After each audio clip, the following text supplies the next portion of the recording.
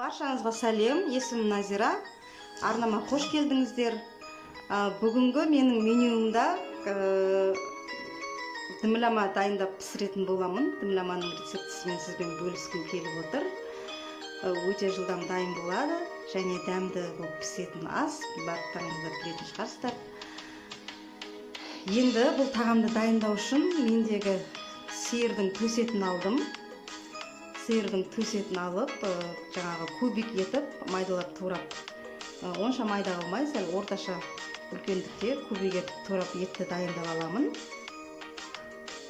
Достар, видеомды соңына дейін қарап, каналыма тіркеліп, достарыңызбен бөлісіп, лайк басып қоюды ұмытпаңыздар. Қазақ контентінің дамуына көмектеріңізді тигізіп қойсаңыздар, көп алғысымды айтамын сіздерге.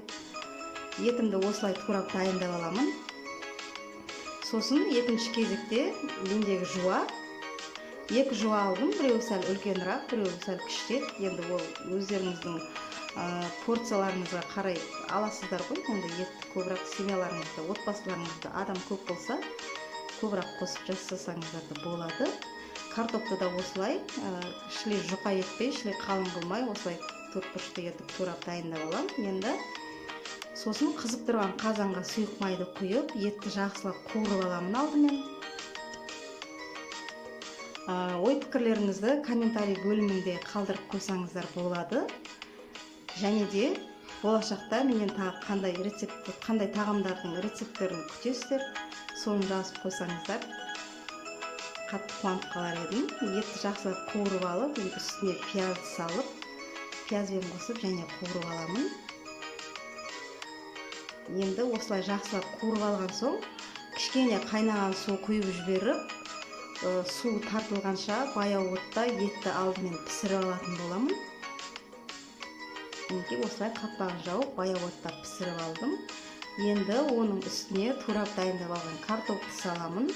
Және де тұз, дәміне қарай дәмдеуіштер, мендегі сиырдың етіне арналған дәмдеуіш, паприка, сосын жаңағы прованский травы деген дәмдеуіш бар, соны қостым.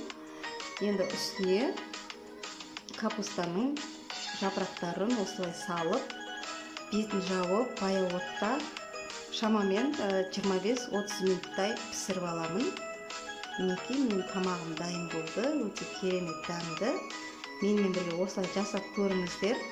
Және де менде мына VIP International компаниясының кофесі өте пайдалы, кофеин жоқ, құрамында қанты жоқ. Алып ішіп көрсеңіздер болады. Бұл денсаулыққа өте пайдалы және витаминдерге бай. Арнамда келесі кездескенше сау болыңыздар.